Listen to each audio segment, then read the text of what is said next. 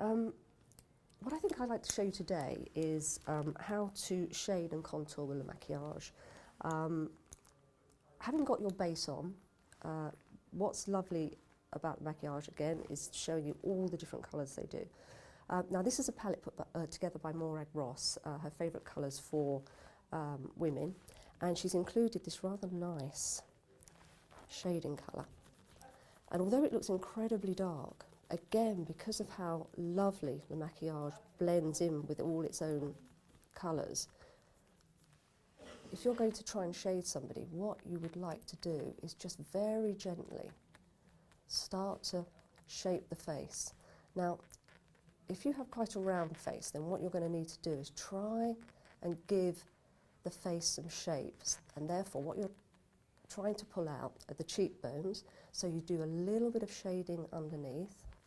And even if somebody has a really lovely jawline, which Katie does have, our model, you still would be, for camera, you just pick it out. So you just go right underneath it, up to just under the ear, and push it in. And like always with the maquillage, you just keep working it, pushing it in, getting it in until you've blended it right down, because you don't want to see the makeup, you just want to see the very delicate changing of colour. And you can see with this how you can just push it in, work that brush. And what you're able to do is to very slowly start to pick out the different planes of the face. So there you've got, and again, don't worry about using fingers, as long as your hands are clean, of course, but just work them in like that, just get that base sitting there. Now, if you go to another brush, and we go to the C1, which is the lighter colour, we can just hit on the top of Katie's cheekbone, just pulling it out.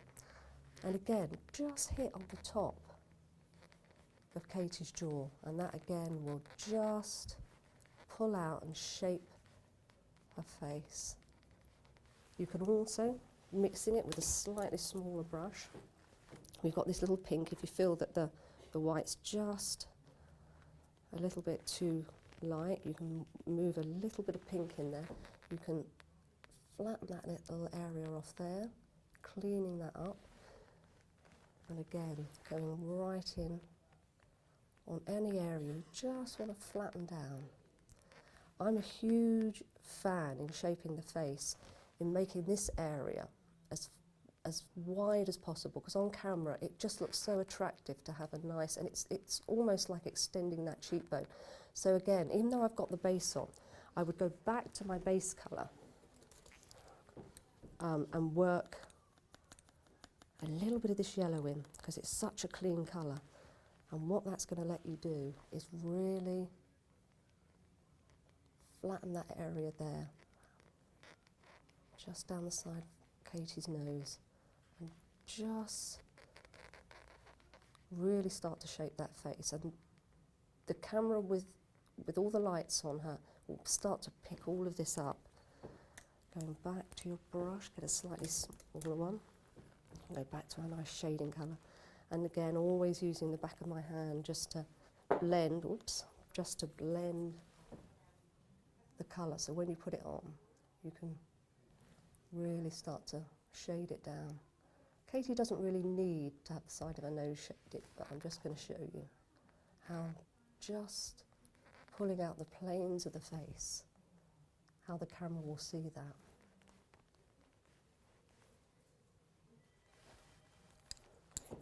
Again, going back to our slightly darker colour, working into that jawline, just giving everything a really lovely clean look. If you find you've put a little bit too much on, you just get a clean brush and then you just blend it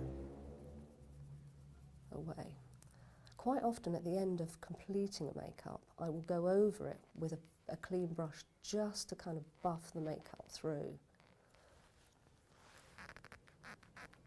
Here we go again, just into Katie's cheekbones, just pulling them out a little bit. Don't be frightened to use your fingers. Just get Katie to look straight on. Do a little bit of highlighting again. Just sitting on the top of her cheeks.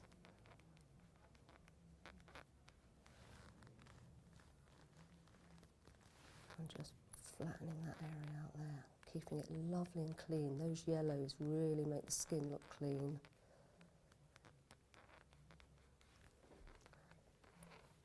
Very subtly, just putting all that in.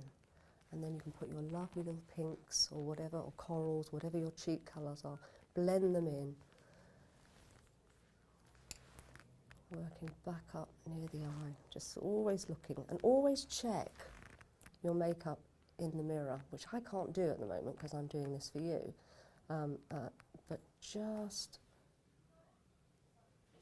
always check, because then you can see the different contours. And you can see where you just might need to put a slightly lighter colour. Don't forget that lovely highlighting right down the centre. You can even take it just a little bit up into the forehead.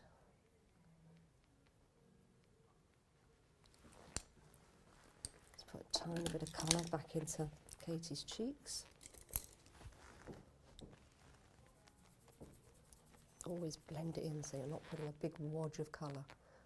It's always much easier to just do another little fine layer and then another little fine layer.